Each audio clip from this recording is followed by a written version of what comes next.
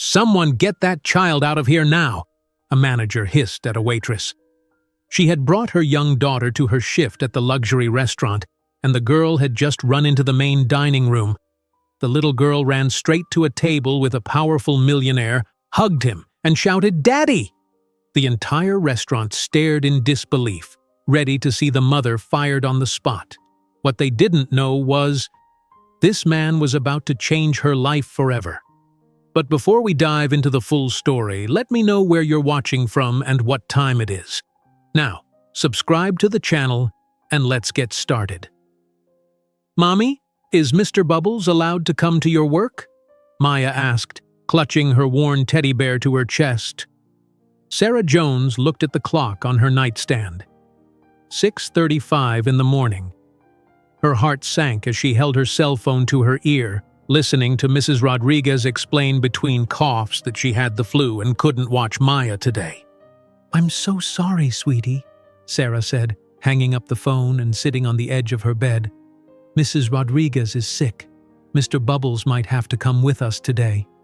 Sarah ran her fingers through her honey-brown hair, her mind racing. She couldn't miss work. Rent was due in 3 days, and Mr. Peterson, the manager at the Golden Palace, had already warned her about taking time off. Her 5-year-old daughter Maya watched her with wide hazel eyes, waiting for an explanation. "Is Mrs. Rodriguez okay?" Maya asked, her small face filled with concern. "Yes, honey. She just has a bad cold." Sarah reached for her phone again. "Let me call some friends to see if anyone can watch you today." Sarah called everyone she knew. Denise next door was working a double shift at the hospital. Her friend Lisa was in court all day. Her cousin Tom lived too far away. After 6 calls with no luck, Sarah faced the truth. She had to bring Maya to the restaurant. "Listen carefully, Maya," Sarah said as she helped her daughter get dressed. "Today you're coming to Mommy's work, but it's very important that you stay super quiet in the break room. My boss doesn't allow kids at the restaurant." Maya nodded solemnly. "I'll be quiet as a mouse, Mommy. Promise." Sarah packed Maya's pink backpack with coloring books, crayons, snacks, and Mr. Bubbles. They took 2 buses across Queens to Manhattan, arriving at the service entrance of the Golden Palace at 9:45. "Remember what we talked about?" Sarah whispered as she led Maya through the back door. "Stay in the break room. Color quietly. Don't come out unless there's an emergency." "I know, Mommy." Maya hugged Mr. Bubbles tighter. The Golden Palace was one of the most exclusive restaurants in Manhattan, with crystal chandeliers, white tablecloths, and waitstaff in crisp black uniforms. Sarah quickly settled Maya in the small employee break room, setting up her coloring books on a corner table. "I'll check on you whenever I can," Sarah promised, straightening her uniform. "Be good." In the kitchen, the staff was buzzing with nervous energy. Mr. Peterson, a tall man with salt and pepper hair and permanently furrowed eyebrows, clapped his hands for attention. "Listen up, everyone. Today is not just another day," he announced, his voice sharp. "James Harrison will be dining with us for lunch. Yes, the James Harrison of Harrison Enterprises." The staff exchanged glances. Everyone knew James Harrison, the 32-year-old billionaire whose face appeared on business magazines regularly. "Sarah, you'll be serving table 7, Mr. Peterson said, pointing at her. "It's by the windows overlooking Central Park. Harrison specifically requested that table. Everything must be perfect. Do you understand?"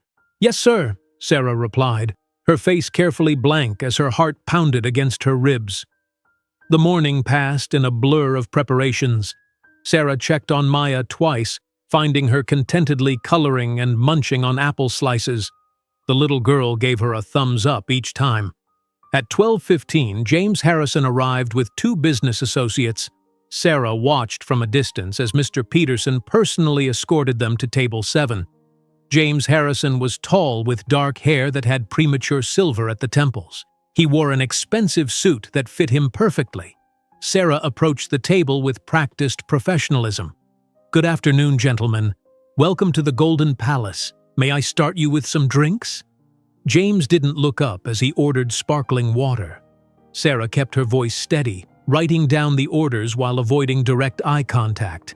She had served celebrities and business moguls before. This was no different, she told herself, except it was. For the next 2 hours, Sarah moved between the kitchen and her tables, keeping her focus on her work. Maya remained in the break room, and Sarah began to believe they might make it through the day without incident. Until 2:45. Sarah was preparing a complicated order when Tina, another waitress, tapped her shoulder.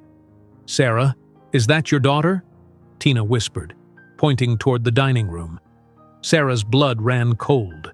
She spun around to see Maya wandering between tables, looking around with wide-eyed wonder at the fancy restaurant. Before Sarah could move, Maya stopped dead in her tracks, staring at table 7. Maya's face lit up with recognition. "Daddy!" she screamed, suddenly running toward James Harrison. "Daddy! I found you!" The entire restaurant fell silent. Forks paused mid-air. Conversations halted mid-sentence. Every head turned toward the little girl who had thrown her arms around James Harrison's legs. James sat frozen, his water glass suspended halfway to his mouth, staring down at the child clutching his knees. Sarah rushed from the kitchen just as Mr. Peterson stormed across the dining room, his face flushed with anger. "Miss Jones!" he hissed. "Remove this child immediately!" Sarah reached Maya and gently pulled her away from James. "I'm so sorry, sir," she mumbled, not looking at him. "Maya, come with Mommy now." "But it's Daddy!" Maya insisted, pointing at James. "Look, Mommy, I found him!" James Harrison stood slowly, his blue eyes fixed on Sarah's face. "Sarah?" he said, his voice barely audible. "Is that really you?" Sarah finally looked up, meeting his gaze for the first time in nearly 6 years. The world around them seemed to fade away as they stared at each other, both unable to speak. "You two know each other?" Mr. Peterson asked, looking between them in confusion. James didn't answer. His eyes moved from Sarah to Maya and back again, the color draining from his face as understanding dawned. "How old are you, sweetheart?" he asked Maya, kneeling down to her level. "I'm 5, Maya said proudly, holding up 5 small fingers. "My birthday was in November." James did the math in his head, his eyes widening. He looked up at Sarah, who stood rigid with one hand on Maya's shoulder. "Is she—" he began, unable to finish the question. Sarah nodded once, tears filling her eyes. "Yes," she whispered. "She is." The business associates at table 7 exchanged uncomfortable glances. Other diners pretended not to watch while seeing everything. Mr. Peterson looked like he might explode. "Miss Jones, I need to speak with you immediately," Mr. Peterson said through clenched teeth. "Mr. Harrison, I deeply apologize for this interruption." "No apology necessary," James said, not taking his eyes off Sarah and Maya. "In fact, I'd like to speak with Sarah as well." Privately. Maya looked between the adults, sensing the tension but not understanding it. She reached for Mr. Bubbles, who had fallen to the floor in her excitement. "My Teddy knows you're my daddy," she said to James, holding up the bear. "I told him all about you." Sarah closed her eyes briefly, her carefully constructed world collapsing around her. 6 years of secrets exposed in an instant by a 5-year-old girl who simply recognized her father from a photograph hidden in a box under Sarah's bed. "Sarah," James said again, stepping closer. "We need to talk." James extended his hand toward Sarah. "Please, let's talk somewhere private." "I need to get back to work," Sarah said, her voice shaking. "I can't lose this job." Mr. Peterson cleared his throat. "Miss Jones, take the rest of the day off. We'll discuss this situation tomorrow." "I'll make sure she keeps her position," James said firmly to Mr. Peterson. "This isn't her fault." Sarah gathered Maya's things with trembling hands. Her daughter looked confused, still clutching Mr. Bubbles tightly against her chest. "Mommy, why are you crying?" Maya asked as they exited through the front door. Sarah quickly wiped her eyes. "I'm not crying, sweetie. It's just been a surprising day." James followed them outside, standing awkwardly on the sidewalk. "Can I call you?" We really need to talk about this." "Not now," Sarah whispered, flagging down a taxi. "I can't do this right now." "Please," James said, handing her his business card. "At least take my number." Sarah took the card without looking at it and hurried into the taxi with Maya. As they pulled away, Maya waved at James through the back window. "Bye, Daddy. See you soon." The next morning, Sarah's phone rang as she was getting Maya ready for preschool. She didn't recognize the number. "Hello? Sarah, this is James. I got your number from the Golden Palace." Sarah sat down on her bed. "How did you convince them to give you my personal information?" "I didn't give them much choice," James replied. "Listen, Mr. Peterson agreed not to fire you. I spoke with him last night." "I don't need your help," Sarah said sharply. "Maybe not, but Maya needs her mother to have a job." His voice softened. "Can we meet today? After your shift? The restaurant will let us use a private dining room." Sarah glanced at Maya, who was trying to put on her shoes by herself. "Fine. 7 o'clock. That evening, Sarah left Maya with Denise, her neighbor, and returned to the Golden Palace. The main dining room was busy with dinner service, but Mr. Peterson led her to a small private room in the back. James was already there, standing by the window. He turned when she entered. "Thank you for coming," he said. Sarah remained by the door. "I'm only here because I need to keep this job." "Please, sit down." James gestured to the chair across from him. They sat facing each other at the small table. Neither spoke for several moments. "She looks like you," James finally said. "She has your eyes." "She has your smile," Sarah replied before she could stop herself. James leaned forward. "Why didn't you tell me about her? Why did you disappear? I had a right to know I had a daughter." Sarah's hands tightened in her lap. "I tried to tell you. I wrote letters, many letters." "I never got any letters," James said, his voice rising. "One day you were there, and the next you were gone. No explanation, nothing." "Your parents," Sarah said quietly. "They came to see me after I found out I was pregnant." James stared at her. "My parents knew about the baby?" Sarah nodded. 3 weeks after I found out, they showed up at my apartment. They said I would ruin your future. They offered me money to disappear." "They did what?" James's face paled. "When I refused their money, they threatened me. They said they would use their connections to take the baby once it was born, that I would never see my child again." Sarah's voice broke. "I was 22, James. I was scared and alone." James ran his hand through his hair. "I looked for you. I hired investigators, but they never found you. I changed my name for a while. I moved to Baltimore, then to Philadelphia. I only came back to New York 2 years ago. My parents told me you left because you didn't want to be tied down to anyone," James said quietly. "That you weren't ready for a serious relationship." Sarah laughed bitterly. "And you believed them. They're my parents. I had no reason not to believe them." Their conversation was interrupted by a knock. The door opened and a man in an expensive suit entered. "Sorry I'm late, James. Traffic was terrible." The man looked at Sarah with cold, calculating eyes. "Michael Lawson, Miss Jones. I'm Mr. Harrison's attorney." Sarah stiffened. "You brought a lawyer?" "We need to handle this properly," James explained. "Michael is here to help us figure out the next steps." Michael placed his briefcase on the table. "I've prepared some paperwork to get the process started. First, we'll need to establish paternity officially, though looking at the child, I doubt that will be an issue." "Her name is Maya," Sarah said. "Yes, of course. Maya."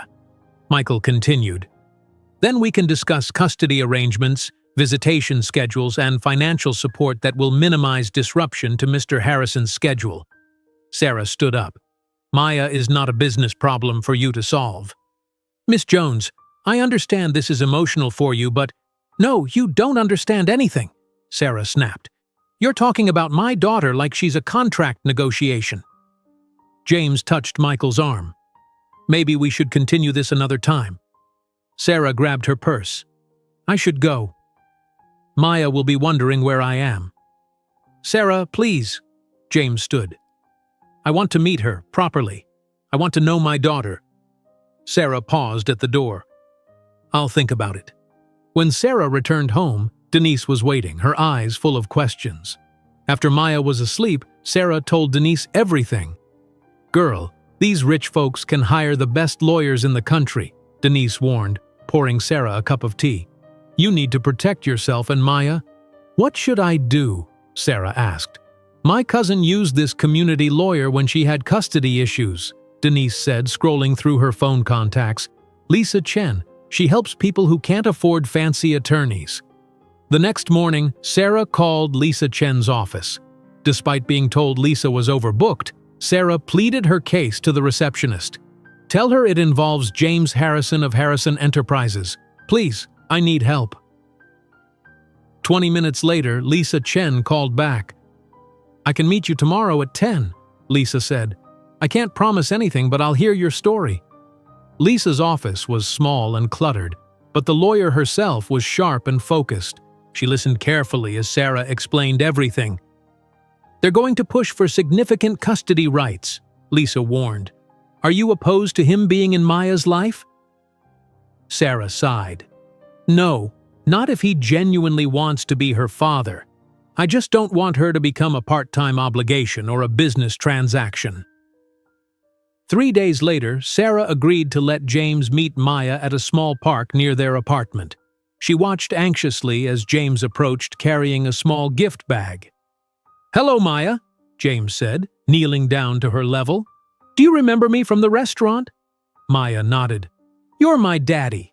Mommy said you've been away for work for a very long time. James glanced at Sarah gratefully. That's right. I've been away too long. I brought you something. He handed her the gift bag. Maya pulled out a stuffed elephant. I love elephants. How did you know? Just a guess, James said, his voice thick with emotion. Their first meeting was stiff and awkward. James didn't know how to talk to a 5-year-old, and Maya was uncharacteristically shy. After 30 minutes, Sarah suggested they end for the day. Can we do this again? James asked as they walked toward the park exit. Maybe. Let's see how Maya feels, Sarah answered. But by their third meeting, something had changed. Sarah sat on a park bench watching as James pushed Maya on the swings. Her daughter's laughter rang through the air as she called, Higher, Daddy, higher! James was smiling, his usual business persona completely gone.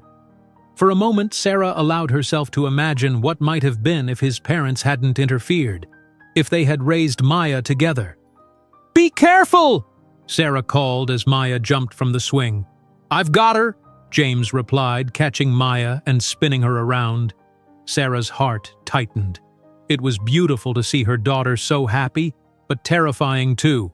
Maya was getting attached quickly. What would happen when James had to return to his real life? Board meetings, business trips, and social obligations.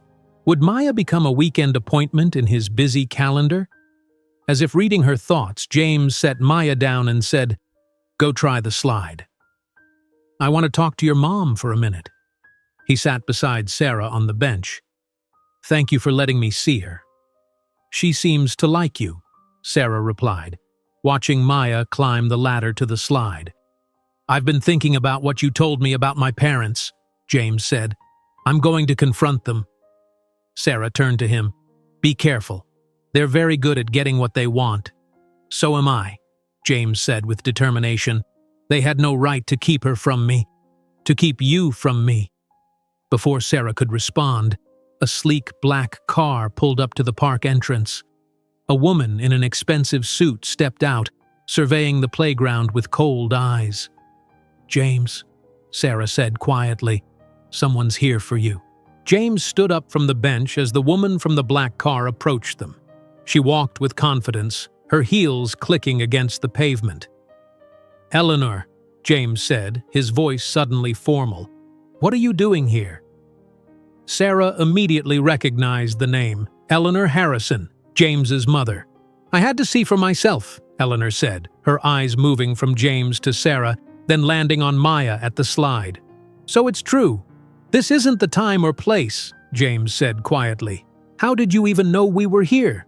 Your assistant mentioned you had a personal matter at this address. Eleanor's lips formed a thin smile. I was concerned. Maya ran over to them, slightly out of breath from playing. Mommy, did you see me on the big slide? Sarah pulled Maya close. I did, sweetie. You were very brave.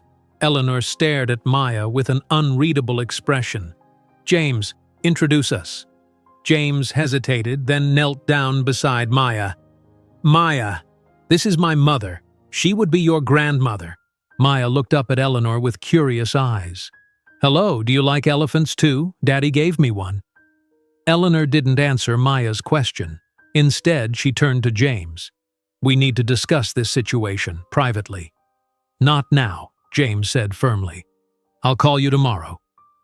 Eleanor nodded stiffly and walked back to her car without another word. As she drove away, Sarah felt a cold weight in her stomach. I should get Maya home for dinner, she said. I'll call you later, James replied, his face troubled. 2 days later, Sarah was washing dishes when someone knocked on her apartment door. She wasn't expecting anyone. Through the peephole, she saw Eleanor Harrison standing in the hallway. Sarah opened the door cautiously. Mrs. Harrison. May I come in? Eleanor asked, not really a question. Sarah stepped aside. Eleanor entered, her eyes scanning the small apartment. Maya is at preschool, Sarah said. Good. This conversation is better without her present. Eleanor opened her designer purse and pulled out a checkbook. I'll be direct, Sarah. James is about to merge Harrison Enterprises with Westfield Technologies. It's the most important deal of his career. What does that have to do with me? Sarah asked. A waitress and an illegitimate child don't fit into that picture. Eleanor began writing a check. I'm prepared to increase my original offer from 6 years ago, enough money for you to live comfortably far away from New York. Sarah crossed her arms. I'm not going anywhere, and neither is Maya. Eleanor ripped the check from her book and placed it on Sarah's coffee table. Think of what's best for your daughter. James lives in a different world. Eventually, Maya will feel the difference between your life and his. The disappointment when she sees what she can't have. Please leave, Sarah said, opening her front door. Eleanor picked up her purse. The offer remains open. For now. After Eleanor left, Sarah stared at the check on her table. The amount was more money than she would make in 10 years at the Golden Palace. She picked it up, crumpled it, and threw it in the trash. That evening, Sarah's phone rang. It was James. I'm sorry about my mother showing up at the park, he said. It won't happen again. She came to my apartment today, Sarah replied. She offered me money to disappear with Maya. There was silence on the other end of the line. Then, I'll handle this. I promise. The following Saturday, James took Maya to the Central Park Zoo. When he brought her home, Maya couldn't stop talking about the animals she had seen. Mommy! The elephants were so big, and Daddy bought me ice cream, and we saw monkeys jumping, and there was a snow leopard sleeping on a rock. Sarah smiled, helping Maya take off her shoes. It sounds like you had fun. Can we go again tomorrow? Maya asked. Daddy has to work tomorrow, Sarah explained. Actually, James said, I moved my meeting to Monday. If it's okay with your mom, we could go to the Children's Museum instead. Sarah noticed the change immediately. The James she had known years ago would never have rescheduled a business meeting, especially not for something personal. Over the next few weeks, James spent more and more time with Maya. He took her to places Sarah could never afford. The aquarium, a Broadway children's show, toy stores where Maya could choose anything she wanted. Sarah watched her daughter become increasingly excited about these outings, asking for Daddy more frequently. It both warmed and worried her heart. One Tuesday afternoon, James surprised Sarah by showing up at the Golden Palace during her shift. I need to talk to you, he said. It's important. Mr. Peterson gave Sarah a nod. Take 15 minutes, Miss Jones. They sat at an empty table in the corner. "I missed Maya's preschool art show today," James said, looking genuinely upset. "There was an emergency board meeting I couldn't reschedule." "It happens," Sarah shrugged. "She understands you're busy. But I don't want to be that father, the one who always misses important moments." James leaned forward. "I'm starting to question everything about my company, Sarah. The priorities, the ethics, even this merger my parents are pushing." Sarah didn't know how to respond. This wasn't the confident businessman she expected. "My sister wants to meet you and Maya," James said, changing the subject. "Rebecca. She's nothing like my parents, I promise." The following Sunday, they met Rebecca at a small cafe near Central Park. Maya immediately liked James's sister, who brought her a set of special coloring pencils.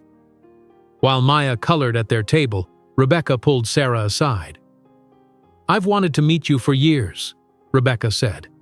"I never believed you left willingly." Sarah looked surprised. "You knew about me?" "James was devastated when you disappeared. He hired investigators, but they never found you." Rebecca glanced at her brother, who was helping Maya with her drawing. "I always suspected our parents had something to do with it." "They threatened to take my baby," Sarah admitted quietly. Rebecca nodded sadly. "That sounds like them.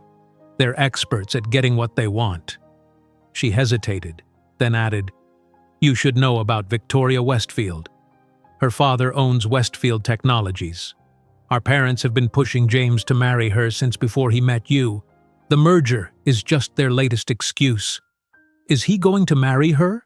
Sarah asked, trying to keep her voice neutral. "That's not my question to answer," Rebecca replied. "But I've never seen him look at Victoria the way he looks at you. Or at Maya." Later that week, James invited Sarah to lunch at an upscale cafe near his office. She felt immediately out of place among the business people in expensive suits. As they were seated, Sarah overheard two men at the next table. "That's Harrison with his waitress girlfriend," one whispered loudly, "the one with the kid." "Poor Vicky Westfield," the other replied.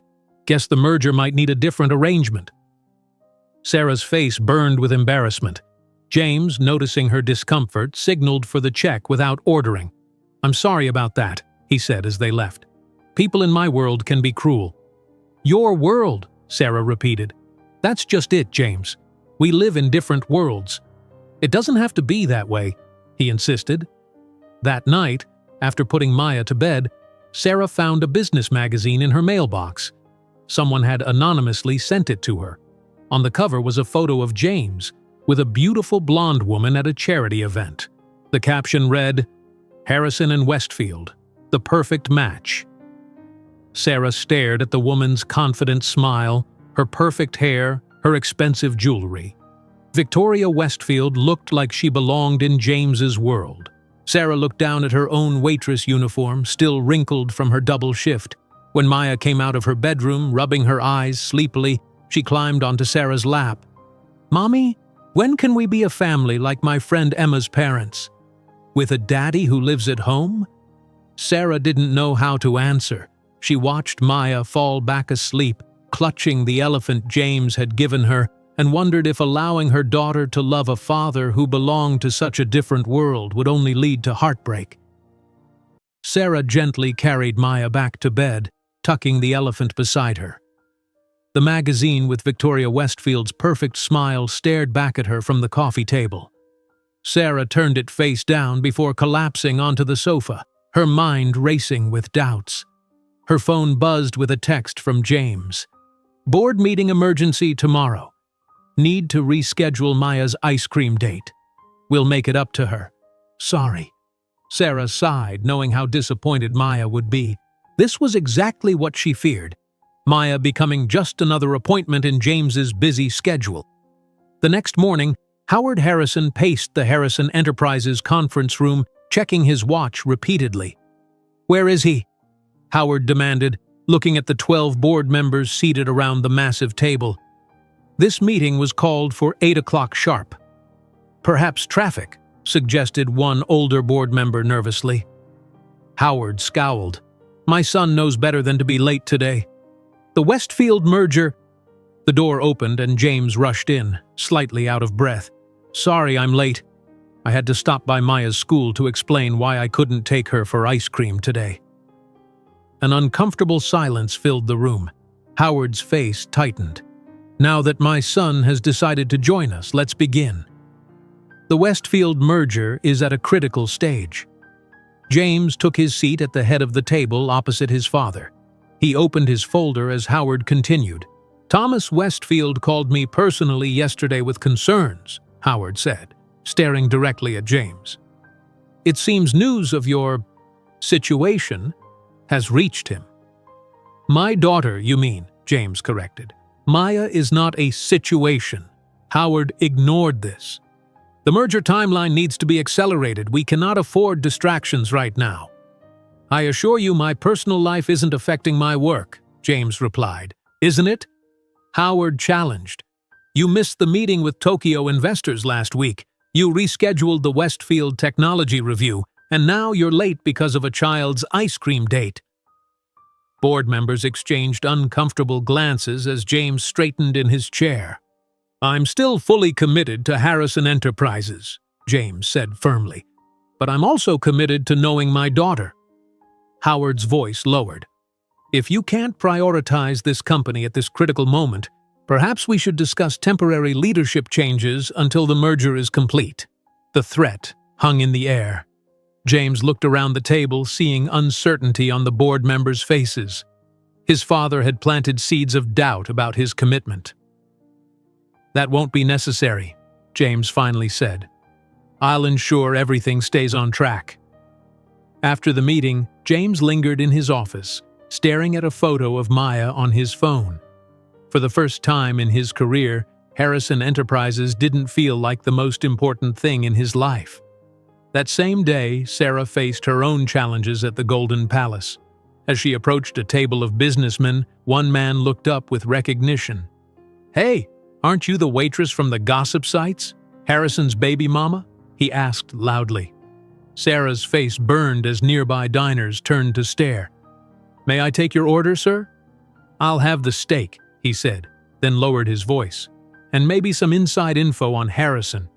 Is he really ditching Victoria Westfield for you? That must be some golden palace you've got. His friends laughed. Sarah wrote down their orders with a shaking hand. As she walked away, she heard more crude comments. Mr. Peterson, who had been watching from across the room, approached their table. To Sarah's surprise, he leaned down and spoke quietly but firmly. Gentlemen, at the Golden Palace, we respect all our staff and guests. If that's difficult for you, I'll have to ask you to leave. The men fell silent. Mr. Peterson followed Sarah to the kitchen. Are you okay, Miss Jones? He asked, his usual stern expression softened slightly. Yes. Thank you, Mr. Peterson. You're a good worker. Don't let them bother you. He hesitated, then added, My mother raised me alone. It wasn't easy for her. Before Sarah could respond, he walked away, leaving her stunned by this glimpse of humanity.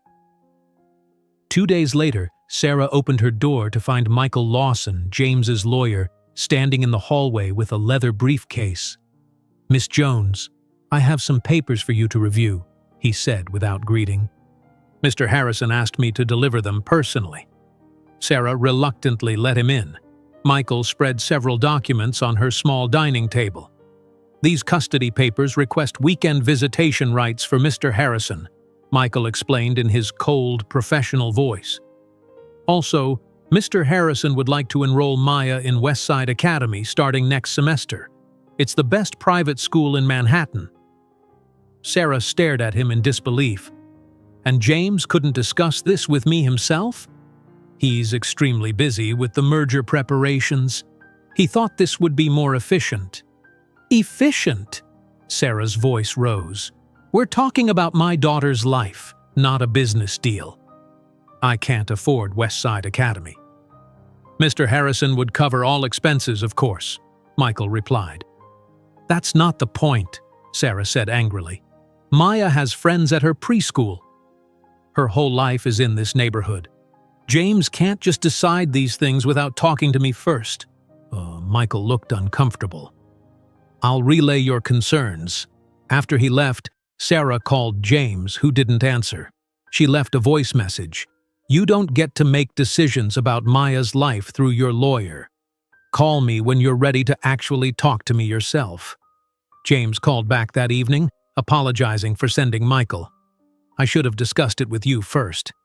I just thought Maya deserves the best education possible. The best for who, James? Sarah asked. For Maya or for James Harrison's daughter? The conversation ended with tension on both sides. The following week brought another unwelcome surprise. Sarah was serving a table by the window when a beautiful blonde woman sat down in her section. Sarah immediately recognized Victoria Westfield from the magazine. Good afternoon, Sarah said professionally. May I get you something to drink? Victoria studied Sarah with cool blue eyes. Just water for now. I'm waiting for someone, but they may not show. She smiled thinly. You're Sarah Jones, aren't you? I've heard so much about you. Sarah nodded, maintaining her composure. I'll get your water. When Sarah returned, Victoria continued the conversation as if they were old friends. James and I have known each other for years. Our families have always been close. Would you like to order while waiting? Sarah asked, ignoring the bait. Did you know the Harrison and Westfield merger has been planned for over 2 years? Victoria persisted. Our companies complement each other perfectly, just like James and I do. Sarah remained silent, order pad in hand. It's quite a fairy tale, isn't it? Victoria said, her voice deceptively light. A waitress and a billionaire. But fairy tales aren't real, Sarah. Real life is about practicalities, shared backgrounds, common goals. She took a sip of water. James will always care for your daughter, I'm sure. But his future is with someone who understands his world. Sarah finally spoke. Will you be ordering food, Ms. Westfield? Victoria smiled, placing a $100 bill on the table. No, I've said what I came to say. She stood to leave. Keep the change. That night, Sarah found Maya looking at a photo of James on Sarah's phone. Mommy, why doesn't Daddy live with us? Maya asked. Emma's daddy lives at her house all the time. Sarah sat beside her daughter. Every family is different, sweetie. But don't you like Daddy? Maya pressed. He's really nice and funny. Yes, he is, Sarah admitted. But grown-up relationships are complicated. What's complicated mean? Maya sounded out the word. Sarah searched for words a 5-year-old would understand. It means there are lots of reasons why things happen. Sometimes people have different lives that don't fit together easily. But I want us all to live together, Maya said sadly, hugging her elephant. Sarah held Maya close, wondering how to protect her daughter's heart when her own felt so vulnerable. The next day, Rebecca called Sarah. Can we meet for coffee? It's important. They met at a small cafe away from Midtown. Rebecca looked worried as she stirred her coffee. My parents are planning something, Rebecca said quietly. They're determined to solve the Maya situation before the merger announcement at the Hampton Gala. What's the Hampton Gala? Sarah asked. It's our family's annual summer party at their estate. All the important business people attend. They're planning to announce the merger there and… Rebecca hesitated. I think they're also planning to announce James's engagement to Victoria. Sarah felt her stomach drop. Does James know about this? I'm not sure, Rebecca admitted. But Sarah, you need to be careful. My parents don't lose battles they care about. Sarah stared out the cafe window, thinking of Maya's question about why they couldn't all live together. She had always known this fairy tale wouldn't have a happy ending, but she'd allowed herself to hope, just a little. What should I do? She asked quietly. Rebecca reached across the table and squeezed Sarah's hand. Fight for your place in his world. Because I've never seen my brother happier than when he's with you and Maya. Sarah left the cafe with Rebecca's words echoing in her mind. Fight for your place in his world. But how could she fight against people who had so much power and money? 3 days later, an elegant cream envelope arrived at Sarah's apartment. Inside was a formal invitation to the Harrison family's annual summer gala at their Hampton estate. A handwritten note from James was attached. "Please come. Both of you. This is important to me." Sarah called Lisa Chen immediately. "They invited me to their fancy party," Sarah explained. "Should I go?" Lisa thought for a moment. From a legal perspective, appearing at family events establishes Maya's integration into the Harrison family. That could be helpful if custody issues arise later. "And from a personal perspective?" Sarah asked. "That's up to you," Lisa replied gently, "but hiding from them won't solve anything." Sarah accepted the invitation, though her stomach knotted with anxiety. The gala was only 2 weeks away, and she had nothing appropriate to wear. She took Maya shopping at discount stores, but everything suitable was far beyond her budget. "These dresses are so pretty, Mommy," Maya said, touching a sparkling purple dress. "Will I get to be a princess at the party?" "We'll find something nice," Sarah promised, though she wasn't sure how. The night before the gala, a large box arrived at their door. Inside was the most beautiful blue gown Sarah had ever seen, along with a smaller purple dress that matched the one Maya had admired in the store. A note read simply, "From Rebecca, you deserve to shine." The next evening, a car sent by James arrived to take them to the Hamptons. Maya pressed her face to the window as they drove through massive iron gates and up a long driveway to a mansion that looked like it belonged in a movie. "Is this where Daddy lives?" Maya asked in awe. "This is his parents' house," Sarah explained, her hands shaking slightly as she straightened Maya's dress. "Remember what we talked about?" "Best behavior tonight." "I'll be super good," Maya promised.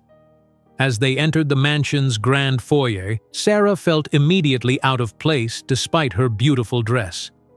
Dozens of wealthy guests in designer clothing sipped champagne and chatted. When they spotted Sarah and Maya, conversations paused, and whispers began. "There she is, the waitress. Harrison's secret family. Poor Victoria must be furious."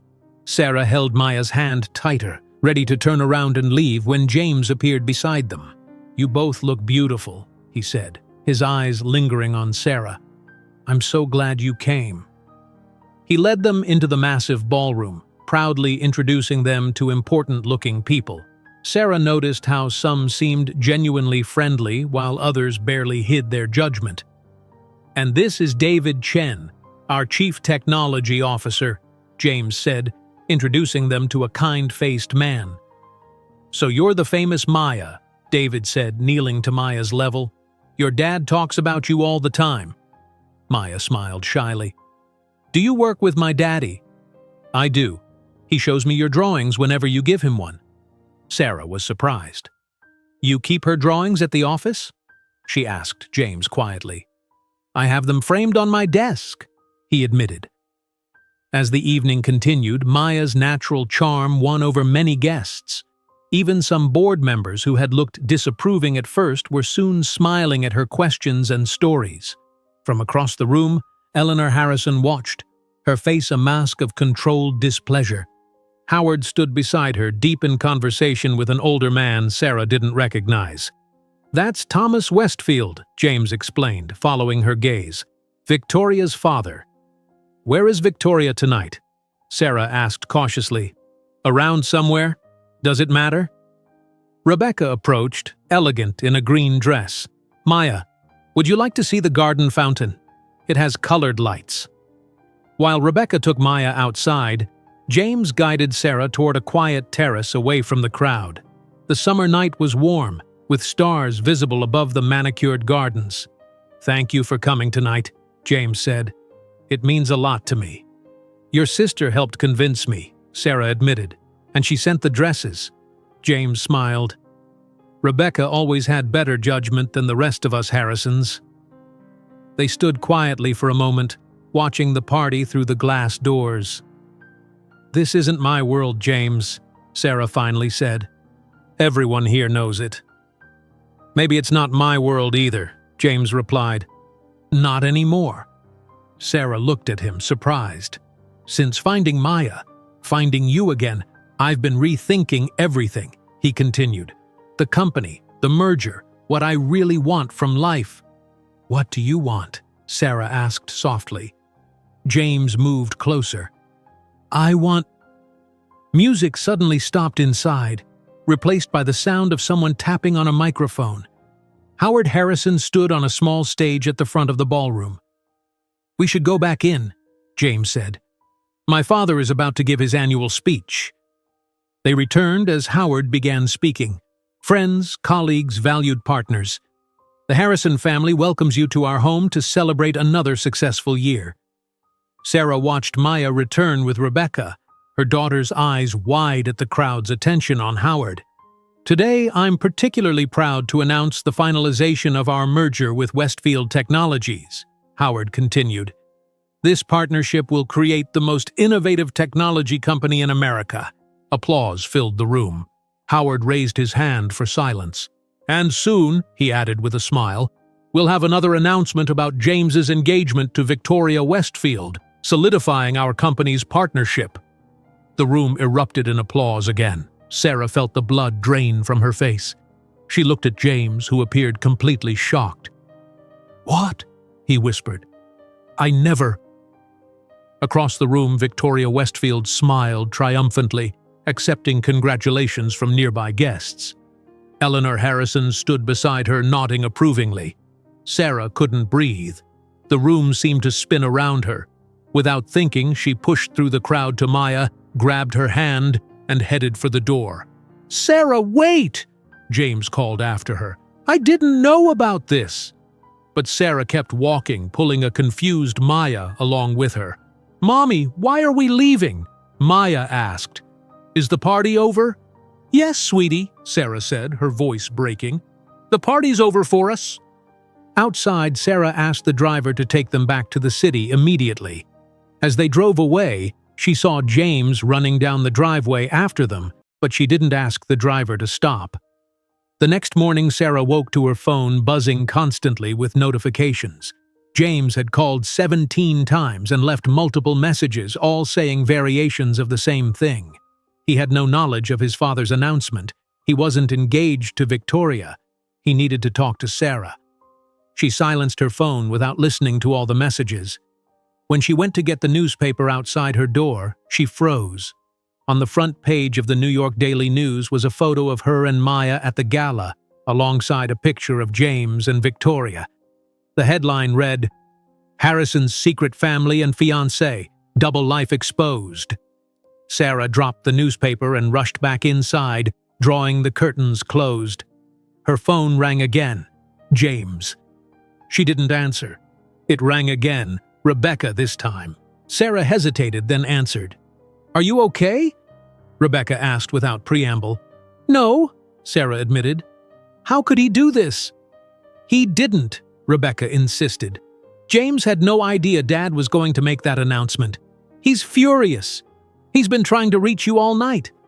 It doesn't matter, Sarah said tiredly. Your parents won. This is exactly what they wanted, to show me I don't belong in your world. Sarah, I have to go. Maya will be up soon. Sarah hung up. When Maya woke, the first thing she asked was, Can we visit Daddy today? Sarah sat on the edge of Maya's bed. Not today, sweetie. But why? I want to see the fountain again. Daddy is very busy, Sarah explained, the words painful to say. Sometimes grown-ups have important work to do. More important than us? Maya asked, her small face serious. Sarah didn't know how to answer. She hugged Maya instead, wondering if she'd been selfish to let her daughter grow attached to James when she'd known all along their worlds were too different. Outside, reporters had gathered, hoping for comments from Harrison's secret family.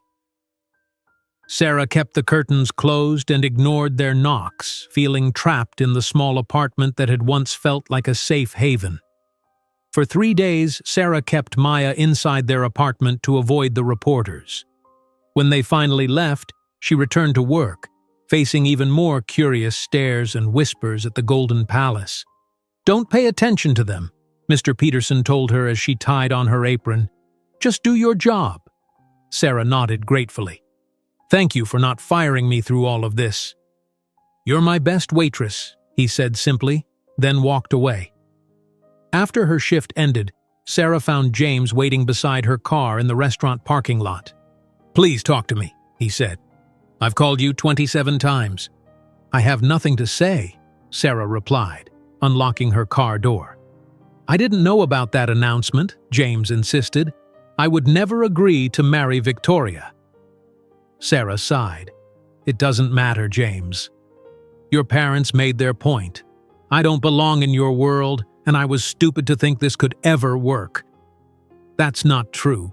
James moved closer. "Sarah, please."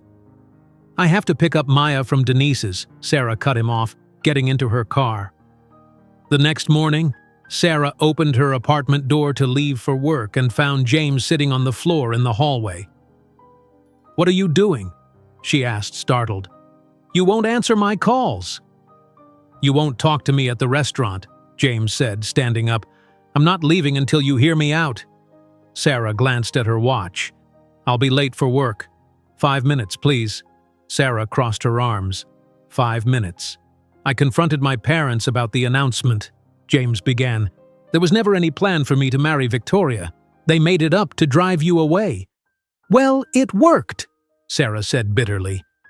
"No, it didn't. Because I'm still here." James ran his hand through his hair. "Sarah, finding you and Maya has changed everything for me. I've started questioning decisions I never thought twice about before." Sarah's neighbor, Denise, stepped into the hallway holding a baseball bat. "Everything okay out here, Sarah? This man bothering you?" "It's fine, Denise," Sarah assured her. "This is Maya's father." Denise lowered the bat but eyed James suspiciously. "You got 2 more minutes, fancy suit. Then I'm calling the police." After Denise went back inside, James continued quickly. "I've been investigating some of our company practices. Things my father approved but kept from me. We have factories in Asia where workers are treated terribly. I never knew." "Why are you telling me this?" Sarah asked. "Because I'm changing things. Starting with myself." James checked his watch. "Your 5 minutes are up. Will you have dinner with me tonight, just to talk? I can watch Maya while you work, then we can talk after." Sarah hesitated. "I don't think—" "Please, Sarah." One conversation. Sarah finally agreed, and James spent the afternoon with Maya while Sarah worked. When she returned home, Maya was asleep, and James was waiting in the living room. "She showed me all her toys," he said with a smile, "and told me about every kid in her class." Sarah sat across from him. "James, I appreciate that you want to be in Maya's life. We can work out visitation." "I want to be in both your lives," James interrupted. "Not just as Maya's father, but as the man who never stopped loving you." Sarah looked away. "Don't say that." "It's true," James insisted. "After you disappeared, I looked everywhere for you. I couldn't understand why you'd leave without saying goodbye." "I wrote to you," Sarah said quietly. "Many times. I never got your letters. My parents—" James trailed off, his face dark with anger. "They've controlled my life for too long, but not anymore." Before Sarah could respond, there was a knock at the door. She opened it to find a perfectly groomed Victoria Westfield standing in the hallway. "Hello, Sarah," Victoria said smoothly. "May I come in?" Sarah reluctantly stepped aside. Victoria entered, then stopped when she saw James. "James? What are you doing here?" "I could ask you the same question," James replied coldly. Victoria recovered quickly.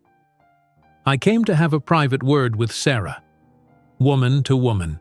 Anything you have to say to Sarah, you can say in front of me," James stated. Victoria opened her designer purse and pulled out a checkbook. "Fine. I'll be direct. Sarah, this situation is uncomfortable for everyone. I'm prepared to offer you a substantial amount of money to take your daughter and relocate somewhere far from New York." "Get out," James said immediately, stepping forward. "James, be reasonable," Victoria said. This is best for everyone. Your parents, get out now, James repeated, his voice dangerously quiet. After Victoria left, Sarah sank onto the sofa. This is never going to end, is it? It will, James promised, sitting beside her. I'm going to fix this. The next morning, Sarah dropped Maya at preschool, noticing her daughter seemed more tired than usual. By afternoon, Maya's teacher called to say she had developed a cough and fever. That night, Maya's condition worsened. Her small body burned with fever, and her cough became deeper and more frequent. Sarah gave her children's medicine, but it didn't seem to help. "Mommy, my chest hurts," Maya whimpered. Sarah called Denise, who was a nurse. After examining Maya, Denise looked worried. "Her breathing doesn't sound right," she said. "You should take her to the hospital." In the emergency room, doctors took Maya's temperature and listened to her lungs. The doctor returned with a concerned expression. "We need to admit her," he said. "She has pneumonia. Her oxygen levels are low." Sarah's world narrowed to the small hospital bed where Maya lay, connected to machines and IV fluids. She looked so tiny and fragile under the hospital blankets. The next morning, Sarah called the Golden Palace. "I can't come in. My daughter is in the hospital." Mr. Peterson surprised her. "Take the time you need. Your job will be here." With Maya hospitalized and medical bills mounting, Sarah worked double shifts when Maya's condition stabilized enough for Sarah to leave her side. She slept on a chair in Maya's room when not working, exhaustion etched on her face. On the fourth day, Sarah returned from a morning shift to find James sitting in the hospital waiting room. "What are you doing here?" she asked tiredly. "The hospital called me," James explained. "You listed me as an emergency contact." Sarah vaguely remembered filling out forms when they admitted Maya, listing James as her father. "You didn't need to come." "Maya is my daughter too," James said gently, "and you look exhausted. When was the last time you slept in a real bed?" Sarah ignored the question. "Maya's in room 203. She's been asking for you." James followed Sarah to Maya's room. The little girl's face lit up when she saw him, despite her obvious illness. "Daddy, you came!" Maya's voice was weak, but her smile was bright. "Of course I came, Princess," James said, sitting beside her bed and taking her small hand. "How are you feeling?" "The doctor says I have pneumonia," Maya said carefully, "but I'm getting better." "That's good to hear." James smiled at her, then turned to Sarah. "You should go home, get some rest. I'll stay with her." "I'm fine," Sarah insisted. "You're not," James said firmly. "You can barely stand up. Go home, shower, sleep for a few hours. I promise I won't leave her." Too exhausted to argue, Sarah reluctantly agreed. When she returned 6 hours later, she found James reading a story to Maya, who had fallen asleep holding his hand. "Any change?" Sarah whispered. "The doctor came by. Her oxygen levels are improving," James replied quietly. Sarah sat on the other side of Maya's bed. "Thank you for staying with her." "Sarah," James said, his voice serious, "I've made a decision. I've resigned as CEO of Harrison Enterprises." Sarah stared at him. "What? Why would you do that?" "I transferred leadership to David Chen. You met him at the gala. He's a good person who cares about more than just profits." James looked down at Maya. "I won't be part of a company or a family that asks me to deny my daughter or the woman I love." "James, you can't give up your company because of us." "I'm not giving it up. I'm still the majority shareholder, but I'm going to start something new, something better." James reached across the bed for Sarah's hand. "I've spent years building a business when I should have been building a life that matters." Sarah was speechless. Before she could respond, the door opened and Eleanor Harrison walked in, looking uncomfortable and carrying a wooden box. "Mother," James said coldly, "what are you doing here?" Eleanor's eyes moved to Maya, asleep in the hospital bed. Something in her hard expression softened slightly. "How is she?" Eleanor asked quietly. "She's getting better," Sarah answered, surprised by the genuine concern in Eleanor's voice. Eleanor nodded, then held out the wooden box to James. "I came to give you this. I should have done it years ago." James took the box and opened it. Inside were dozens of envelopes, all addressed to him in Sarah's handwriting. Some were yellowed with age, others still sealed. "You kept her letters?" James looked up at his mother in disbelief. "All this time?" "Yes," Eleanor admitted. "I intercepted them. You were never supposed to know about the baby." Sarah reached across and took one of the envelopes. It was dated 6 years ago, shortly after she'd discovered she was pregnant. "I wrote to you every week at first," Sarah said to James. "When you never answered, I thought you didn't want anything to do with us." James turned to his mother, anger building in his expression. "How could you do this? You lied to me for 6 years. You kept my daughter from me." Eleanor looked away. "We thought we were protecting you." "No," James said firmly. "You were protecting yourselves and your plans for me. But that's over now." Eleanor shifted uncomfortably under James's angry stare. She looked at the sleeping child in the hospital bed, then back at her son. "I came to make things right," she said quietly, "starting with returning these letters." "It's too late for that," James replied, his voice tight with anger. "James, please." "I think you should leave," he interrupted. Eleanor nodded, turning to go. At the door, she paused and looked back at Sarah. "For what it's worth, I am sorry. And I hope Maya gets better soon." After Eleanor left, James opened one of the letters with shaking hands. Sarah watched his face as he read her words from 6 years ago. "You wrote about the pregnancy," he said softly, "about how happy you were, even though you were scared." Sarah nodded, tears filling her eyes. "I wanted you to know. I never planned to keep her from you." As Maya slept, they took turns reading the letters aloud to each other. In one, Sarah had described her first ultrasound. In another, she told James about feeling the baby kick for the first time. Each letter was filled with love and hope, written by a younger Sarah who still believed they had a future together. "I would have come for you," James said after reading the last letter. "If I had known, I would have found you." "I believe you," Sarah replied softly. When Maya woke, her breathing seemed easier, her fever lower.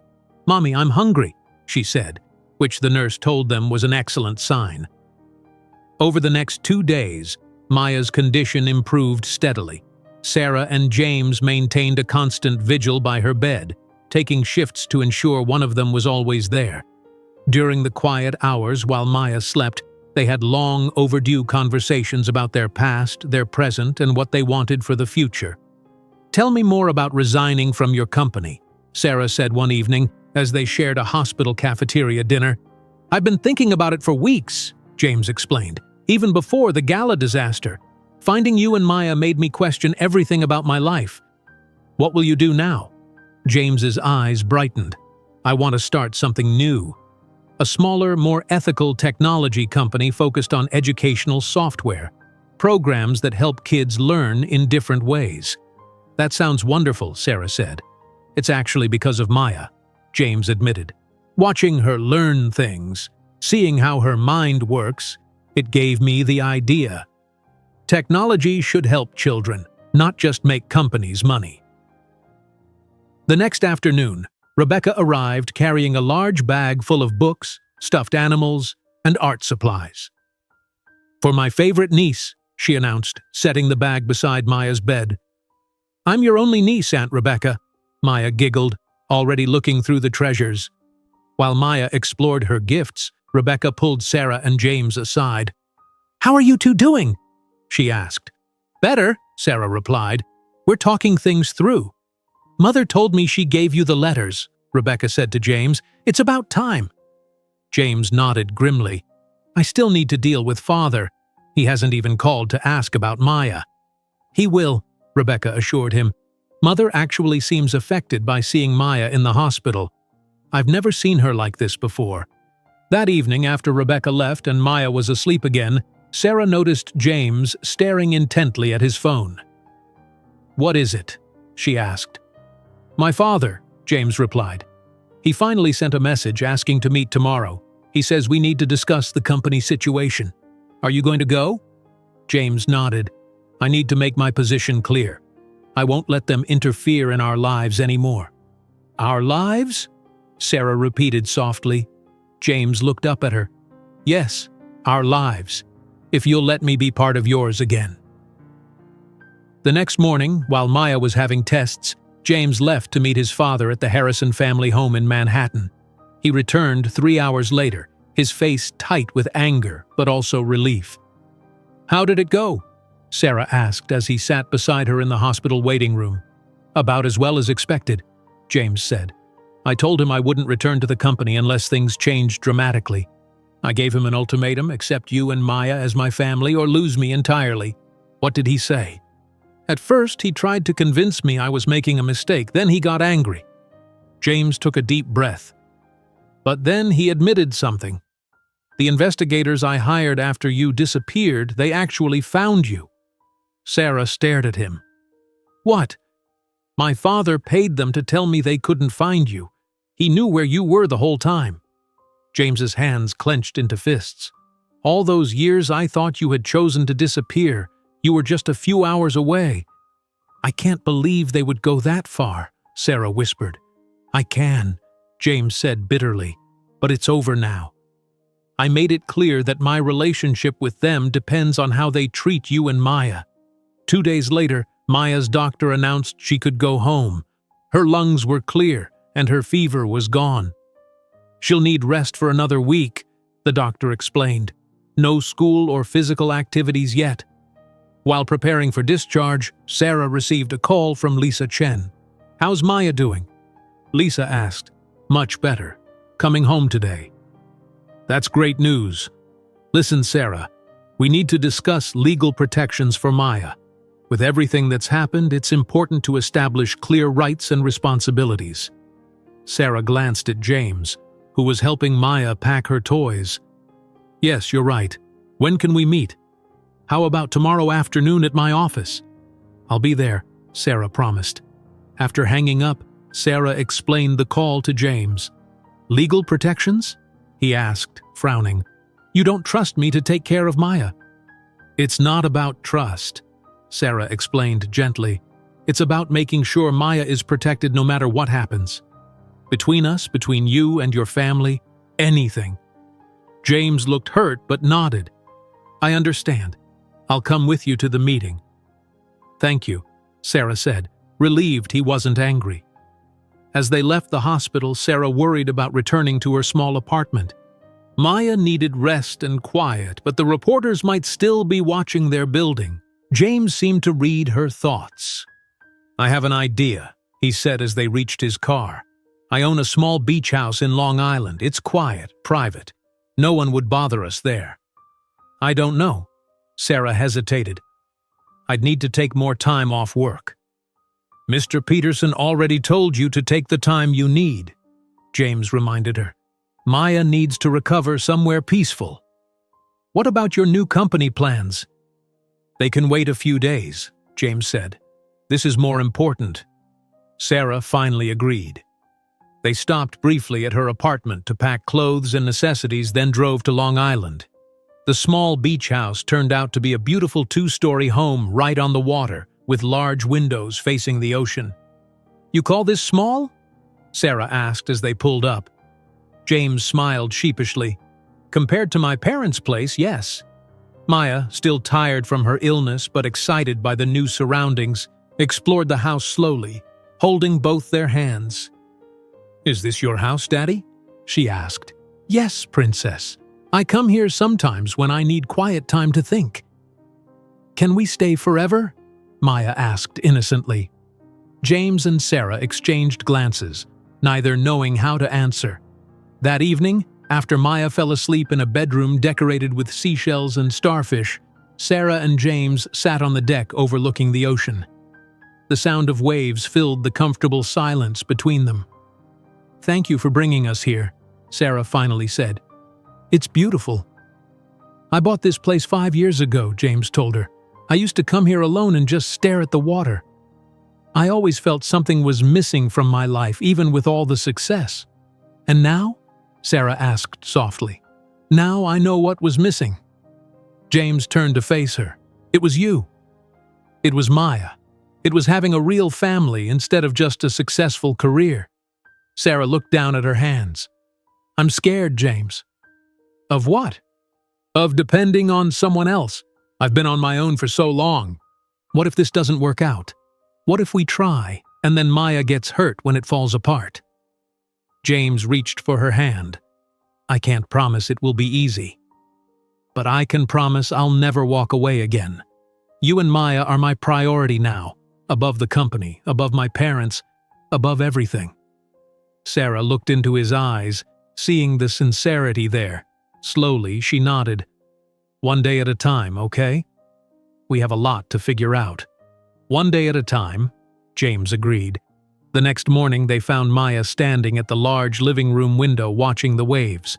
"Can we build sandcastles?" she asked, looking much better than she had in days. "When you're a little stronger," Sarah promised. "Can we all live in a sandcastle together?" Maya asked, looking between them. "Like a real family?" James knelt beside her. "We already are a real family, Maya. We're just figuring out how to be together." "Good," Maya said simply, taking both their hands in hers, "because I like when you're both here." As Maya stood between them, holding their hands and watching the waves, Sarah realized they had already taken the first step toward becoming the family Maya wanted, the family they all needed. After 2 weeks at the beach house, Maya had fully recovered from her pneumonia. Their time together in the peaceful setting had helped them begin to feel like a family, but eventually they needed to return to New York City and face reality.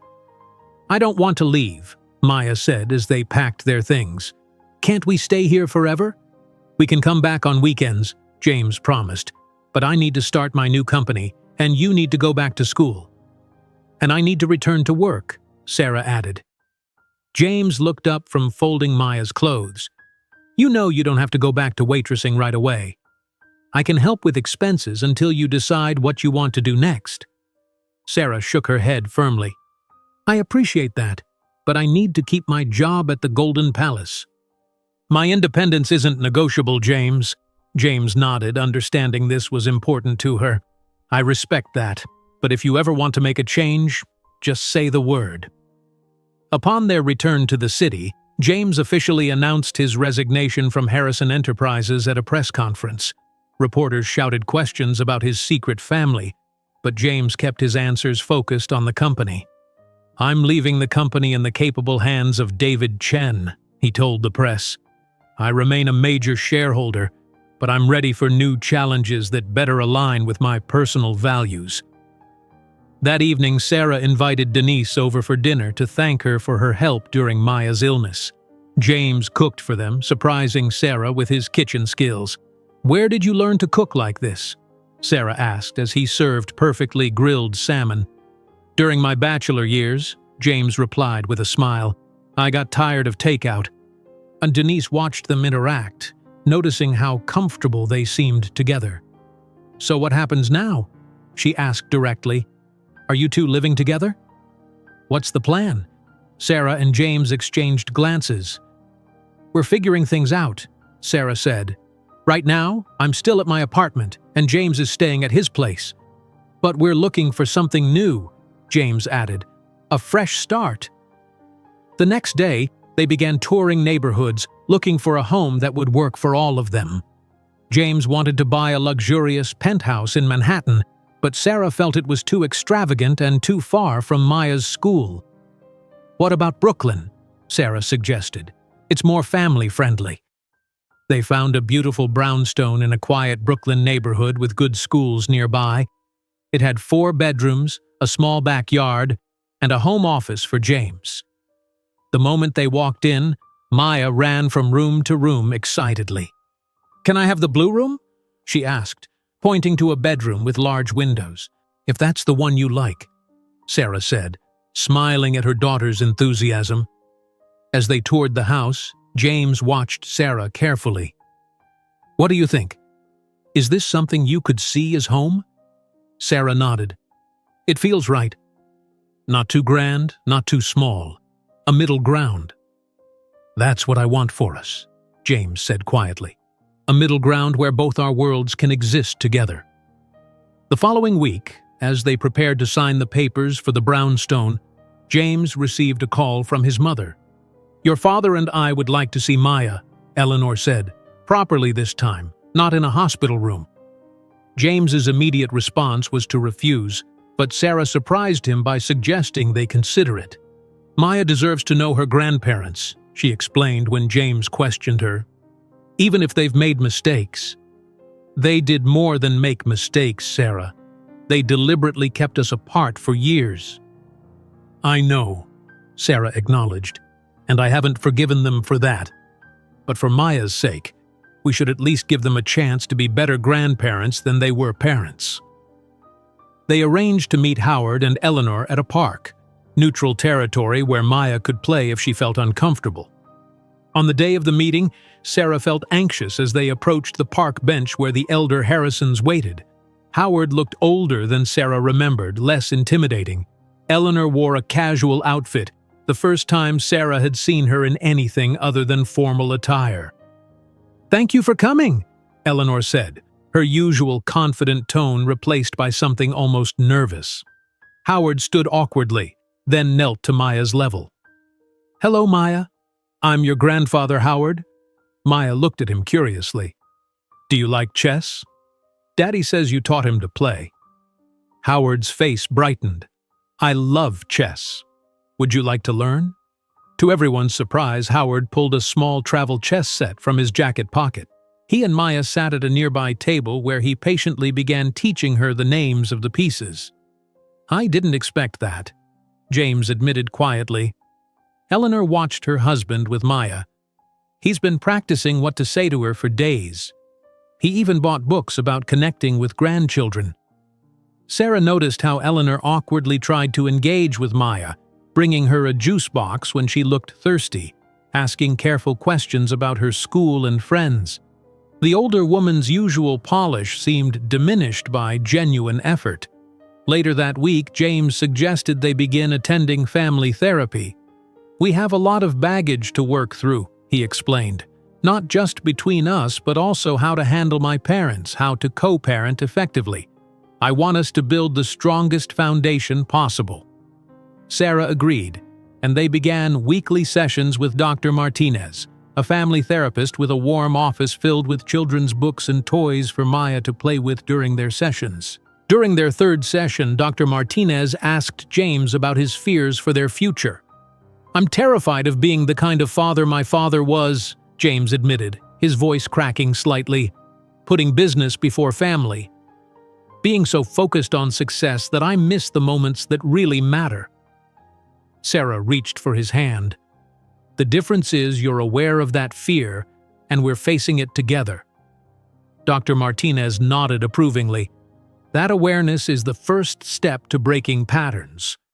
As they settled into their new brownstone, Sarah maintained her job at the Golden Palace, though she reduced her hours to spend more time with Maya. James set up his home office and began developing plans for his educational technology company. One evening, as Sarah was planting flowers in their small front garden, a town car pulled up to the curb. Victoria Westfield stepped out, immaculately dressed as always.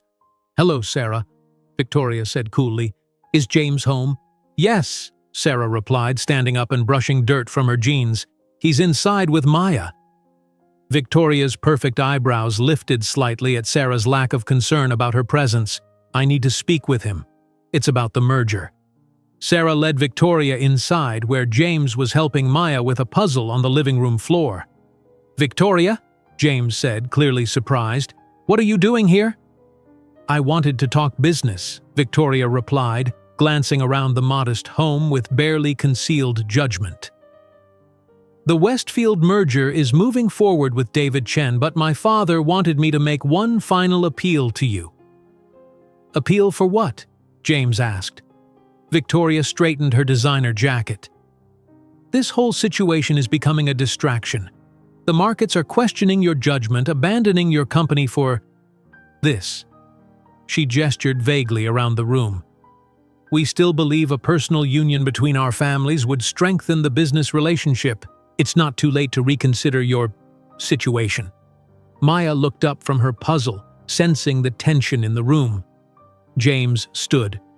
"Victoria, let me be absolutely clear. There will never be anything between us. I'm building a life here with Sarah and Maya. That's not a situation. It's my family." Victoria's face hardened. "This middle-class fantasy won't last, James. You'll miss the excitement, the power of running Harrison Enterprises. Playing house is amusing now, but I think you should leave," Sarah interrupted calmly. Victoria looked between them, then picked up her purse. "Fine. I've said what I came to say." She walked to the door, then turned back. "When you tire of this, James, don't expect the business world to welcome you back with open arms." After Victoria left, James pulled Sarah into a hug. "Are you okay?" "I'm fine," Sarah assured him. "Are you? Do you ever miss it? The company? The power she talked about?" James shook his head firmly. "Not for a second. I'm building something better now." The next day, James presented his educational software ideas to a group of potential investors. His concept focused on creating technology that made learning accessible to children from all backgrounds and learning styles. "My inspiration came from watching my own daughter," James explained passionately. "Children learn differently, but most educational software follows one rigid path. My program adapts to each child's unique way of thinking." The investors responded enthusiastically, particularly when James demonstrated a prototype that he'd tested with Maya and her classmates. "We'd like to fund your initial development phase," said one investor, a woman who specialized in educational startups. "This approach could transform how children interact with technology." That evening, as they tucked Maya into her new bedroom, she asked innocently, "Are we a forever family now?" James and Sarah exchanged glances, both understanding the weight of the question.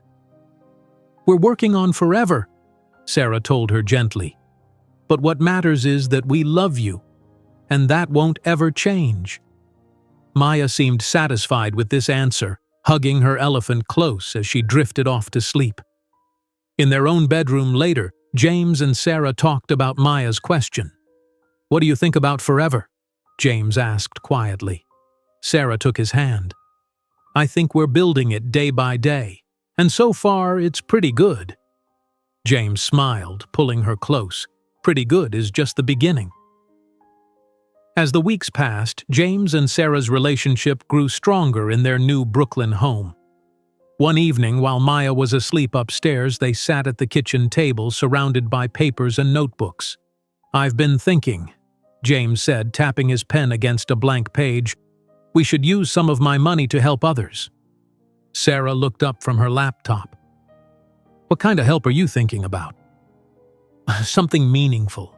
Something connected to your experience." James reached for her hand. "What if we created a foundation focused on supporting single parents and their children?" Sarah's eyes widened. "That's actually a wonderful idea." "You lived the struggle," James continued. "You know what would have helped you when Maya was little. We could provide childcare, education opportunities, career training. I could actually help design the programs," Sarah said, excitement building in her voice. "There are so many things that would have made a difference for me." They spent the entire night brainstorming ideas for their foundation. By morning, they had filled several pages with notes and possibilities. 2 weeks later, they hosted a small fundraising dinner at their home. James invited potential donors, former colleagues and business contacts who respected his vision. Sarah prepared her story, nervous but determined to share her experiences to help others. 6 years ago, I was a single mother working 3 jobs to pay rent," Sarah told the room of wealthy guests. "I missed moments of my daughter's life because I had to work. I skipped meals so she could eat. The programs we want to create would give parents like me a chance to not just survive, but build better futures for their families." By the end of the evening, they had secured enough initial funding to launch the Harrison Foundation. "That was incredible," James said after the last guest left. "The way you spoke. Everyone in that room felt your story." "I was terrified," Sarah admitted, "but it felt good to turn my struggles into something that might help others." Their first major project took shape when James approached Mr. Peterson with an unusual proposal. "You want to do what with my restaurant?" Mr. Peterson asked, his bushy eyebrows raised in surprise. "Not take it over," James clarified as they sat in the Golden Palace after closing hours. "We want to partner with you. Convert part of the space into a training facility where single parents can learn culinary and business skills." Sarah leaned forward. "They would train during the day when the restaurant is normally closed. We'd cover all renovation costs and pay instructor salaries." Mr. Peterson was silent for a long moment. "Who would teach them?" "We were hoping you might," Sarah said. "No one knows this business better than you." Mr. Peterson's usual stern expression softened slightly. "I've been running restaurants for 35 years. Never thought about teaching before." "You'd be perfect," Sarah insisted. "You've taught me so much about professionalism and attention to detail." 2 days later, Mr. Peterson called to accept their offer. Within a month, construction began to convert the restaurant's private dining rooms into classroom space. The foundation quickly gained positive media attention. Local news stations covered the renovation progress, and several magazines featured profiles of the innovative program. This positive press helped repair James's public image after the tabloid scandals. While the foundation developed, Sarah decided to further her own education. "I'm enrolling in business classes at the community college," she told James one evening. 2 nights a week. "If I'm going to help run this foundation, I need to understand more about management and finance." "That's fantastic," James replied. "I can watch Maya on your class nights." "You don't mind? You're already busy with your new company." "I don't mind at all," James assured her. "I support your ambitions completely." Sarah's first night of class felt strange. It had been years since she'd been in a classroom, but she quickly discovered she enjoyed learning the practical aspects of business management. Her real-world experience gave her insights many other students lacked. Meanwhile, James focused on developing his educational technology company. He created a prototype tablet with specialized learning software designed to adapt to different learning styles. Maya and her classmates became his first test group. "The kids absolutely loved it," Maya's teacher told James when he came to collect the tablets after the trial period. "Especially the children who struggle with traditional teaching methods. They were fully engaged the entire time." James beamed with pride. "That's exactly what I was hoping for. Technology should help every child learn, not just those who think in conventional ways." At home, their family life settled into comfortable routines. Every Sunday, they had dinner at their Brooklyn home with guests who were becoming regular fixtures in their lives. Denise and Lisa came often, as did Rebecca. More surprisingly, Howard and Eleanor began to visit regularly too. The first few Sunday dinners with James's parents were tense and awkward, but gradually things improved. Howard particularly seemed transformed by his relationship with Maya, who loved learning chess from her grandfather. "Check," Maya announced proudly one Sunday afternoon, moving her knight into position on Howard's travel chess set. Howard feigned shock, then laughed, a sound James claimed he'd rarely heard growing up. "You're learning too quickly," Howard told Maya. "Soon you'll beat me every time." From the kitchen, Sarah watched Eleanor awkwardly trying to help set the table, clearly uncomfortable with such domestic tasks, but making an effort nonetheless. "Does the fork go on this side?" Eleanor asked, holding silverware uncertainly. "Yes, that's perfect," Sarah assured her. "Thank you for helping." Eleanor nodded stiffly. "I never did much in the kitchen. We always had staff." "Well, you're doing fine," Sarah said, surprised to find herself genuinely appreciating Eleanor's attempts. Later that week, Sarah found Eleanor's name on the volunteer sign-up sheet for the foundation's first fundraising gala. "Your mother-in-law volunteered to help with the gala," Lisa mentioned during their planning meeting. She has excellent connections in the charity world. She's not my mother-in-law, Sarah corrected automatically. James and I aren't married. Lisa raised an eyebrow but didn't comment further. The foundation's first training program was scheduled to begin in the fall. They received over 200 applications for 20 spots. Sarah spent days reading through each one, knowing exactly what it felt like to need such an opportunity. "We need to find a way to accept more people," she told James, surrounded by application forms. "There's so much need out there." "We'll expand as soon as we can," James promised. "This is just the beginning." On a sunny Tuesday morning, Sarah, James, and Maya dressed in their best clothes and went to the Manhattan courthouse. They were joined by Lisa Chen, who carried a folder of legal documents, and Rebecca, who brought flowers for Maya. "Are you nervous?" Rebecca asked as they waited on the courthouse steps. "A little," Sarah admitted, "but mostly happy." Inside, they were directed to a judge's chambers where Howard and Eleanor were already waiting. The room was small but formal, with an American flag beside the judge's desk. Judge Williams, a kind-faced woman with silver hair, smiled at Maya. "You must be Maya. Today is a very important day for your family." Maya nodded solemnly. "Daddy is adopting me. But he's already my daddy for real." The judge smiled. "That's right. Today just makes it official on paper." The adoption ceremony was brief, but emotional. James officially became Maya's legal father, something he had been in heart since the moment Maya ran up to him at the Golden Palace and called him Daddy. "By the power vested in me by the state of New York, I hereby declare this adoption final and complete," Judge Williams announced, stamping the papers. "Congratulations to all of you." Maya clapped her hands excitedly. "Now we're a real family forever." They celebrated afterward at their Brooklyn home with a small party. Even Eleanor made an effort to connect with Sarah's friends, engaging Denise in conversation about her nursing career and asking Lisa about her community legal work. "I've never seen my parents like this," Rebecca whispered to Sarah as they watched Howard teach both Maya and James a new chess strategy. "They're actually acting like normal human beings." "People can change," Sarah replied, surprised to find she actually believed it.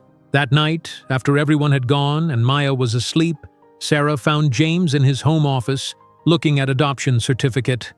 "Thank you," he said when she entered. "For what?" Sarah asked, sitting beside him. "For letting me be Maya's father. Legally, officially, in every way." James took her hand. "This past year has given me everything I never knew I needed." Sarah leaned her head against his shoulder. "Me too." 1 month later, James knelt in front of Sarah in their living room, holding a small velvet box. "I've been planning to ask you this for weeks," he said nervously. "Sarah Jones, will you marry me?" Sarah stared at the simple but elegant diamond ring.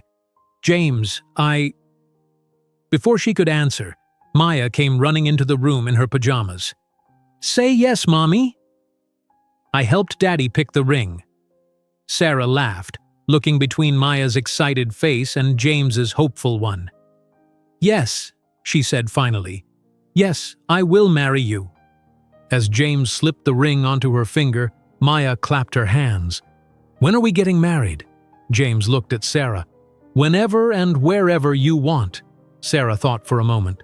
"What about the Golden Palace?" "That's where our story really began." "Perfect," James agreed. "I'll talk to Mr. Peterson tomorrow." The Golden Palace closed for a private event exactly 1 year after Maya had recognized her father in the restaurant. The elegant dining room was transformed with wildflowers and candles, creating a warm, intimate atmosphere far different from its usual formality. Maya practiced walking down the makeshift aisle between the tables, carefully dropping flower petals from a small basket. "Am I doing it right, Aunt Rebecca?" she asked, looking up at James's sister. "You're perfect," Rebecca assured her, adjusting the flower crown in Maya's dark hair. "Just remember to walk slowly, like we practiced." In a small back room that normally served as Mr. Peterson's office, Sarah wore a simple white dress that fell softly to her ankles. Denise helped pin fresh flowers in her honey-brown hair. "I can't believe this is happening," Sarah said, looking at her reflection. "A year ago, I was just trying to keep my job and take care of Maya. And now you're marrying a billionaire," Denise teased. "I'm not marrying him for his money," Sarah replied seriously. Denise squeezed her shoulder. "I know that. And more importantly, he knows that."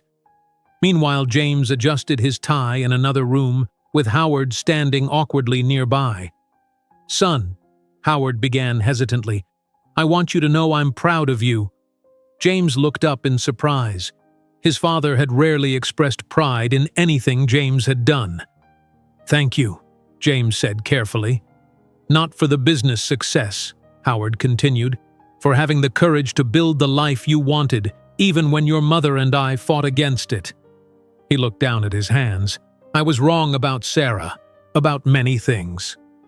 James nodded, accepting this rare admission without further comment. As guests began to arrive, Sarah peeked out from her room. Lisa Chen came with her husband, smiling broadly.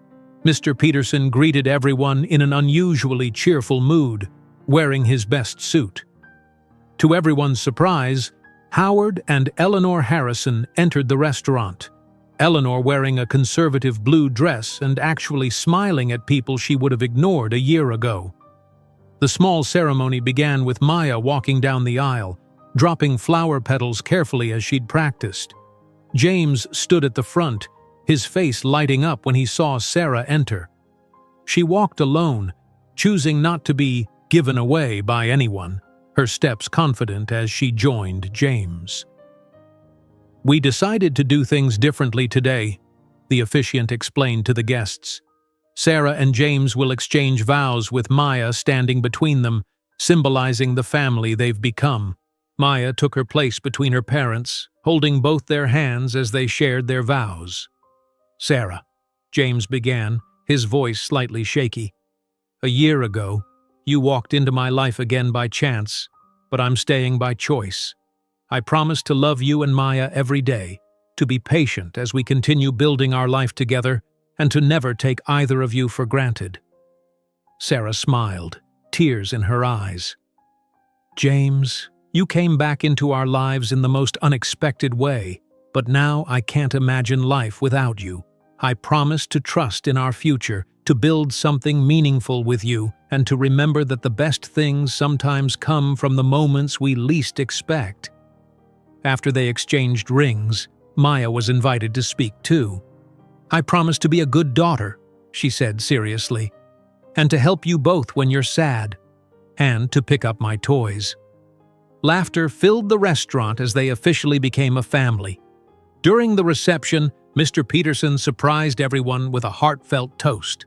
"I've been running the Golden Palace for 15 years, he said, his usual stern expression replaced by genuine warmth.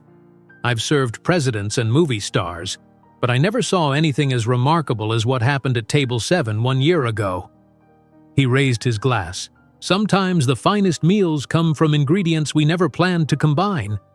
The meal was prepared by the first graduating class of the Harrison Foundation's culinary program, 15 single parents who had completed their training and were now employed at top restaurants across the city or starting their own food businesses. "Maria's dessert is amazing," Sarah told one graduate, tasting a delicate chocolate creation. "You should be very proud." "The foundation changed my life," Maria replied, her eyes bright with emotion. "Before this program, I was working at a fast food restaurant. Now I'm pastry chef at Angelo's in Manhattan." Sarah smiled, squeezing the woman's hand. "This is exactly what we hoped for." Later, James stood to thank everyone for coming and share news about their foundation. "We're expanding the program to 3 more cities next year," he announced proudly. "And Sarah has developed a new childcare initiative that will provide free care for parents in professional training programs." The guests applauded as Sarah joined him. "None of this would be possible without all of you who believed in our vision," she added. In a quiet corner, Howard sat with Maya, teaching her a new chess move. His face, usually serious and controlled, was animated as he explained the strategy to his granddaughter. Grandpa says I could be a chess champion someday, Maya told Sarah later. He's going to take me to a real chess tournament to watch. Eleanor, who had been awkward and stiff at first family gatherings, now moved comfortably among the guests. Sarah overheard her talking to Lisa about the foundation's next fundraiser. "I've secured the Metropolitan Museum for the gala," Eleanor was saying, "and I've already sold 20 tables to my charity contacts." Sarah marveled at how much Eleanor had changed, channeling her considerable social skills into supporting their foundation rather than maintaining her position in high society. As the evening continued, James pulled Sarah aside. "I have a surprise for you," he said, leading her to table 7, the same table where Maya had first recognized him. "I reserved this table for a special occasion," he explained. Maya joined them, climbing onto a chair. "What's the special occasion?" Sarah asked. James smiled. "Tomorrow is exactly 1 year since Maya found me. I thought we could celebrate that anniversary too." The staff brought a small cake with a single candle. Maya blew it out, making a wish. "What did you wish for?" James asked. "Can't tell or it won't come true," Maya replied solemnly. Then she grinned. "But I already got my biggest wish when I found you, Daddy." "How did you know it was him that day?" Sarah asked curiously. "You'd never met him before." Maya looked between her parents with a mischievous smile. "I saw his picture in your special box under the bed, the one you thought I didn't know about." Sarah's mouth fell open. "You found that box?" "When?" "A long time ago," Maya said proudly. "I looked at Daddy's picture lots of times." I remembered his face. James and Sarah stared at each other in amazement, then burst out laughing. "All this time," Sarah said, shaking her head, "I thought it was just an incredible coincidence that she recognized you." "Our daughter is pretty smart," James replied, his eyes filled with love for both of them. Later, as they prepared to leave, James wrapped his arm around Sarah's shoulders. "Happy?" he asked simply. Sarah nodded, watching Maya say goodbye to their guests. "Very." "It's been quite a year, and we're just getting started," James said, kissing her softly. As they left the Golden Palace hand in hand, with Maya skipping ahead of them, Sarah reflected on their unlikely journey. From a chance reunion in a fancy restaurant to building a family and a foundation that helped others, their story wasn't about overcoming differences in wealth or status. It was about choosing each other again and again despite every obstacle. Maya turned back to them, her face bright with happiness. "Come on, Mom and Dad. Let's go home." Sarah and James followed their daughter into the warm evening, leaving the Golden Palace behind but carrying its legacy with them. The place where their family began, where a little girl's recognition changed everything, and where they had come full circle, stronger and more complete than they ever imagined possible. If you enjoyed today's video, I'm sure you'll love the next one. Don't waste time. Just click on the screen.